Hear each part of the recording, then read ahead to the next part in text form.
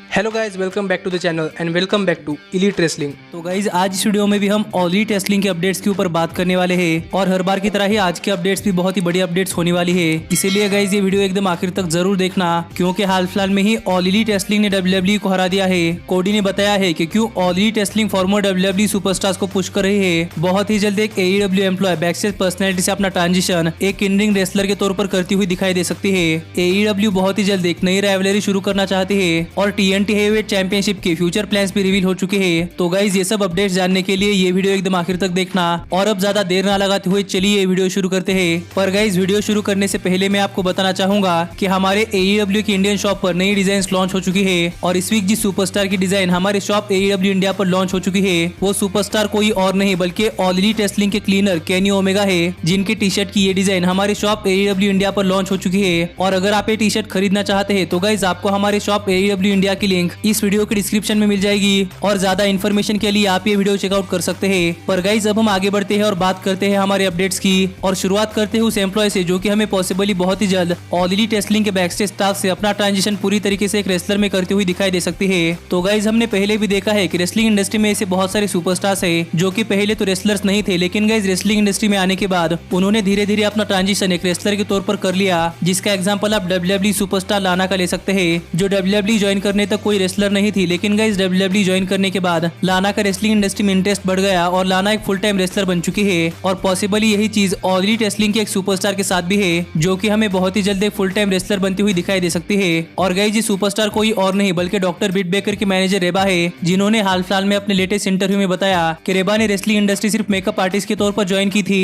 और रेबा बैकस्टेज में AEW के सभी रेसलर्स का मेकअप करती थी। पर रेबा को एक अपॉर्चुनिटी मिली कि उन्हें उनके बेस्ट फ्रेंड बिट बेकर के साथ ऑल एलीट रेसलिंग के ऑन स्क्रीन टेलीविजन पर पेयर कर दिया गया, जिससे रेबा ऑल एलीट रेसलिंग के टेलीविजन पर आ पाई। और यहाँ पर AEW के टेलीविजन पर बिट बेकर के साथ मिलकर काम करने से रेबा को भी रेसलिंग इंडस्ट्री में इंटरेस्ट आया और अब रेबा ऑल एलीट रेसलिंग में एक फुल टाइम रेसलर बनने के लिए ट्रेनिंग कर रही है, जो बात रेबा ने अपने लेटेस्ट इंटरव्यू में बताई है। और यहाँ पर ऐसा नहीं है कि रेबा पहले रेसलर नहीं थी या फिर रेबा को रेसलिंग इंडस्ट्री का नॉलेज नहीं था, क्योंकि रेबा ने भी इंडिपेंडेंट सर्किट में 2-3 रेसलिंग मैचेस लड़े हैं, पर उन्होंने कभी भी रेसलिंग को अपने फुल टाइम जॉब की तरह नहीं देखा। पर अब रेबा ने क्लियर कर दिया है कि वो अब रेसलिंग को अपने फुल टाइम जॉब की तरह लेने वाली है, जिससे हमें बहुत ही जल्द ऑल एलीट रेसलिंग में रेबा का एक रेसलर के तौर पर ट्रांजिशन होता हुआ दिखाई दे सकता है। तो देखना पड़ेगा कि रेबा का रेसलिंग फ्यूचर कैसा होता है। लेकिन गाइस अब हम आगे बढ़ते हैं और बात करते हैं हमारे अगले अपडेट की और जानते हैं कि अब वो कौन सी राइवलरी होने वाली है जिसे ऑल एलीट रेसलिंग अपने डायनामाइट शो पर शुरू करने वाली है। तो गाइस हाल फिलहाल में AEW में बहुत सारी राइवलरी चल रही है, पर देखा जाए तो AEW की विमेंस डिवीजन में कौन सी भी राइवलरी नहीं है और इसीलिए प्रोबेबली AEW अपने विमेंस डिवीजन में एक और नई राइवलरी शुरू कर सकती है। और माना ऐसा जा रहा है कि गाइस प्रोबेबली ये राइवलरी AEW की फीमेल सुपरस्टार्स बिग सोल और फिनोलेपी फ्रॉड के बीच में हो सकती है,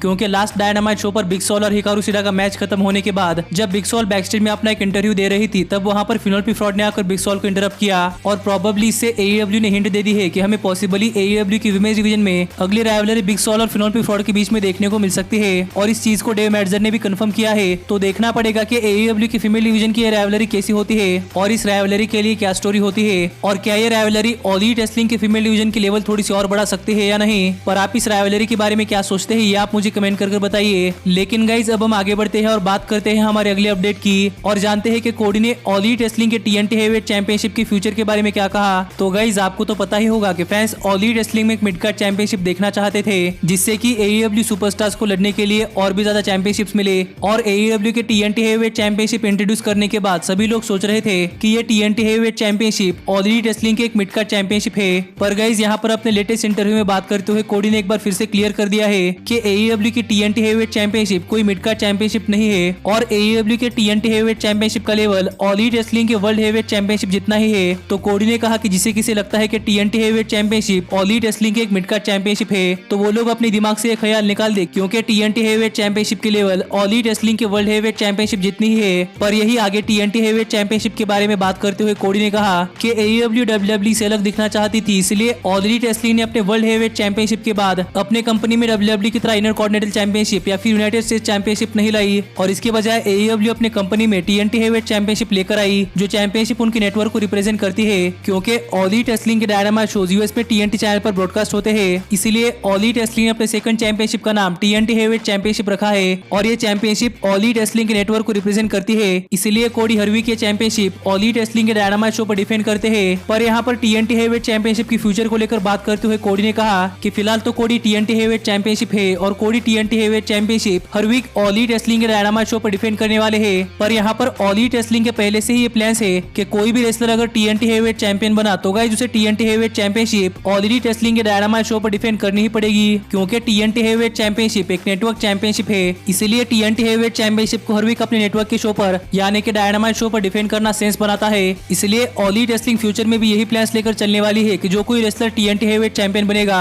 उसे अपनी TNT heavyweight championship all elite wrestling के डायनामाइट शो पर डिफेंड करनी ही पड़ेगी, जिस वजह से आउट ऑफ नोवेयर ब्रॉडी ली को अपनी TNT heavyweight championship orange Cassidy के अगेंस्ट डिफेंड करनी पड़ी थी। और कोडी ने बताया कि ऑल एलीट रेसलिंग इस चीज से ये दिखाना चाहती है कि ऑल एलीट रेसलिंग का TNT हेवीवेट चैंपियन बनकर रहना ऑल एलीट रेसलिंग के वर्ल्ड हेवीवेट चैंपियन बनकर रहने से बहुत ज्यादा मुश्किल है। जो कुछ बातें TNT हेवीवेट चैंपियनशिप के बारे में बात करते हुए कोडी ने अपने लेटेस्ट इंटरव्यू में कही है। लेकिन गाइस अब हम आगे बढ़ते हैं और बात करते हैं हमारी अगली अपडेट की और जानते हैं कि ऑल एलीट रेसलिंग में फॉर्मर WWE सुपरस्टार्स को पुश देने के बारे में कोडी ने क्या कहा। तो गाइस आप में से भी कई सारे लोग मुझे कमेंट कर पूछते हैं कि all elite wrestling farmer WWE superstars को क्यों पुश कर रही है और ऑल एलीट रेसलिंग में हर चैंपियन फॉर्मर WWE सुपरस्टार क्यों है। जो सवाल हाल ही में कोडी को उनके लेटेस्ट इंटरव्यू में पूछा गया और इस सवाल का जवाब देते हुए कोडी ने कहा कि all elite wrestling farmer WWE superstars को पुश कर रही है। तो यहाँ पर इसका मतलब ये नहीं है कि all elite wrestling farmer WWE superstars के ऊपर डिपेंडेंट है, क्योंकि कोडी ने कहा कि all elite wrestling farmer WWE superstars को इसलिए पुश कर रही है क्योंकि उनके पास रेसलिंग इंडस्ट्री में काम करने का एक्सपीरियंस है और वो बड़ी बड़ी ग्लोबल कंपनियों में रेसलिंग इंडस्ट्री में काम कर आ चुके हैं, जो चीज अभी तक ऑल एलीट रेसलिंग के आधे से ज्यादा रेसलर्स ने नहीं की है। क्योंकि AEW के आधे से ज्यादा सुपरस्टार्स इंडिपेंडेंट रेसलिंग से डायरेक्टली एक मेन स्ट्रीम रेसलिंग कंपनी में आए हैं, इसीलिए ऑल एलीट रेसलिंग के आधे से ज्यादा सुपरस्टार्स के पास मेन स्ट्रीम रेसलिंग कंपनी में कैसे काम करते हैं इसका एक्सपीरियंस नहीं है, जो कि फॉर्मर WWE सुपरस्टार्स के पास है। इसलिए ऑल एलीट रेसलिंग हाल फिलहाल में फॉर्मर WWE सुपरस्टार्स को पुश कर रही है। जो फॉर्मर WWE सुपरस्टार्स को ऑल एलीट रेसलिंग में पुश करने का पहला रीजन कोडी ने बताया, पर यहीं पर फॉर्मर WWE सुपरस्टार्स को ऑल एलीट रेसलिंग में पुश करने का दूसरा रीजन कोडी ने बताया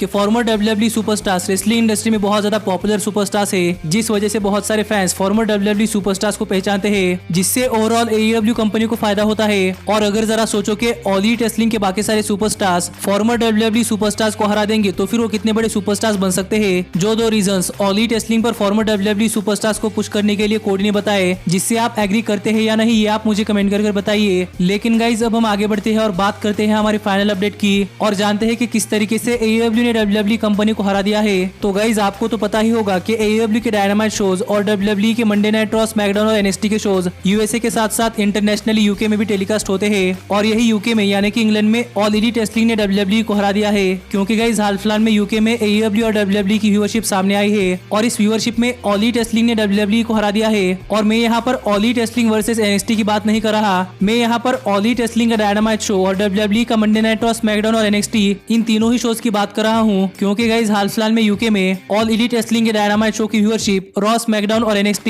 इन तीनों ही शोज से बहुत ज्यादा आ रही है। और UK में तो व्यूअरशिप बैटल में ऑल एलीट रेसलिंग के डायनामाइट शो ने WWE के तीनों ही शोज यानी कि रॉ, स्मैकडाउन और NXT इन तीनों को व्यूअरशिप बैटल में बहुत बुरी तरीके से हराया है। और यहाँ पर एक्चुअल व्यूअरशिप तो सामने नहीं आई, पर यहाँ पर रिपोर्ट्स हमें ये बताती है कि गाइज UK में ऑल एलीट रेसलिंग की व्यूअरशिप NXT की व्यूअरशिप के 5 गुना ज्यादा है और रॉ और स्मैकडाउन की व्यूअरशिप से दुगनी है, जिससे तो कहना पड़ेगा कि ऑल एलीट रेसलिंग ने UK में WWE को बहुत बुरी तरीके से हराया है। और मुझे लगता है कि WWE को इसके बारे में सीरियसली होकर सोचने की जरूरत है। पर ये AEW के लिए बहुत ही अच्छी न्यूज है और आप भी मुझे कमेंट कर बताइए कि गाइज आप इस न्यूज के ऊपर क्या सोचते हैं। लेकिन गाइज अब मिलता हूँ आपसे अगली वीडियो में, पर तब तक stay healthy, stay happy and keep watching elite wrestling. Hey, did you like that video? Click the screen for more. And where do you think you're going? Check out our official merchandise page and to support the entire cast. And thanks so much for being the elite. The elite, the elite. What, Nick, you're not going to sing it all with me this time?